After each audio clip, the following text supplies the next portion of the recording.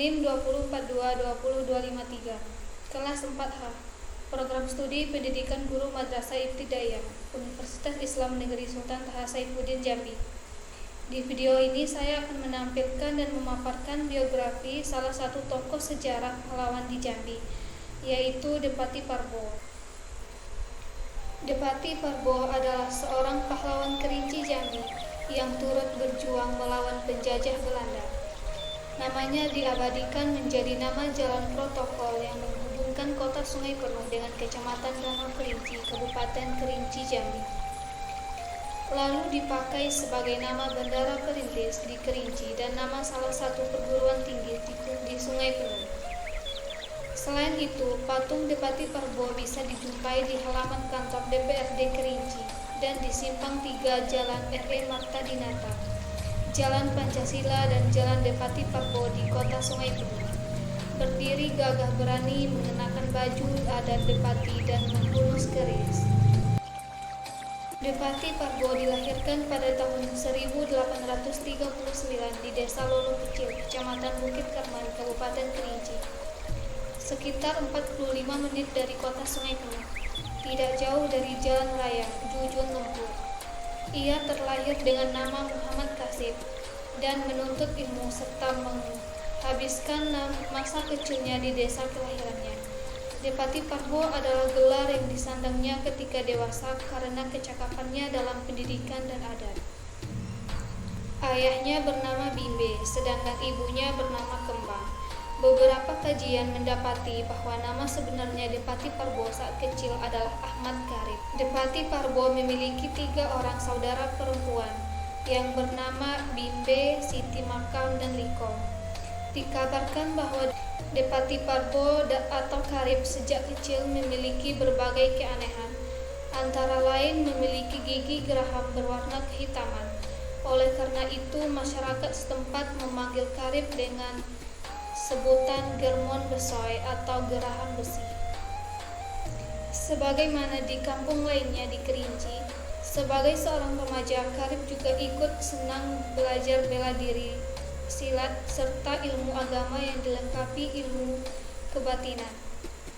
Setelah dewasa, Karib mempersunting seorang gadis bernama Timah Sahara dan dikaruniai seorang anak yang diberi nama Ali Mekah. Untuk mengemban tugasnya sebagai seorang suami dan ayah, Karib memilih untuk merantau ke Batang Asai, mengikuti jejak sejumlah orang Kerinci merantau bekerja sebagai pendulang emas. Selain ke Batang Asai, Karib juga melanglang buana ke beberapa daerah di Sumatera Selatan, seperti Rawas. Selain mencari nafkah untuk menyambung hidup, beliau juga aktif mencari ilmu bela diri dan kebatinan. Kegiatan ini dilakukannya sejak tahun 1859 hingga 1862. Sebagai pemuda yang cerdas dan terampil di kampungnya, Karib akhirnya dilantik dan dikukuhkan sebagai seorang depati dalam sebuah upacara tradisional Kanduhai Seko atau Kenduri Sako. Karib diberi gelar Depati Parbo. Dengan demikian, Karib tidak hanya memikirkan kehidupan keluarganya saja, tetapi sebagai Depati, beliau juga harus memikirkan masyarakat, bahkan hingga Kesultanan Jambi. Menurut sejarah, Belanda masuk ke Kerinci lewat Muko-Muko atau Bengkulu pada tahun 1900. Mereka menyusuri Sungai Manjuro lalu membangun posko di puncak Bukit Gunung Raya. Tindakan ini memicu kemarahan rakyat Kerinci. Pertempuran pertama antara rakyat Kerinci melawan Belanda dipimpin oleh Depati Parbo pecah di Manjuro, Lempur. Korban banyak berjatuhan di pihak Belanda.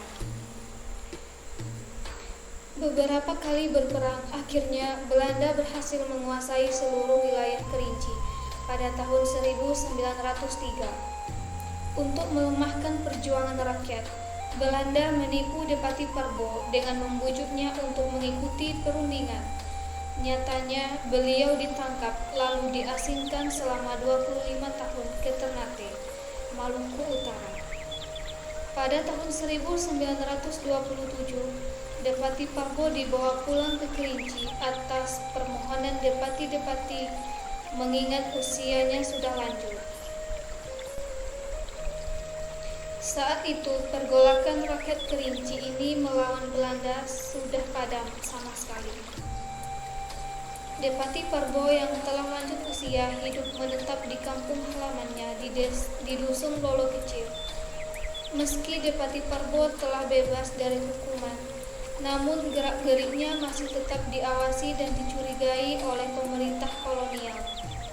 Pernah selama 3 bulan Depati Parbo kembali ditangkap dan ditahan oleh Belanda di Sungai Penuh. Penahanan ini dilakukan karena beliau melarang pemerintah kolonial Belanda membuat jalan pada sawahnya yang menghubungkan Dusun Lolo Kecil dengan Talang Kemuni. Namun dakwaan yang diajukan adalah karena beliau telah melakukan pembunuhan, yang ternyata setelah diselidiki tuduhan itu fitnah belaka. Di usia senjanya, beliau tetap semangat untuk menunaikan rukun Islam yang kelima. Kembali dari menunaikan ibadah haji, Depati Parbo mendapat nama Haji Kasiah.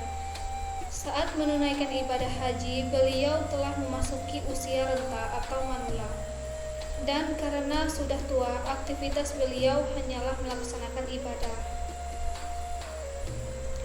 Pada tahun 1929, Panglima Perang Kerinci, Depati Parbo menghembuskan nafas terakhir menghadap Ilahi dengan tenang. Jenazah beliau dimakamkan di pemakaman keluarga Dusun Lolo, Kecamatan Gunung Raya. Almarhum dimakamkan bersama-sama dengan jenazah istri, putra-putri, dan sanak keluarganya. Beliau meninggal pada umur 89 tahun. Demikian penjelasan dari saya mengenai biografi salah satu tokoh sejarah pahlawan di Jambi, yaitu Depati Parbo. Assalamualaikum warahmatullahi wabarakatuh.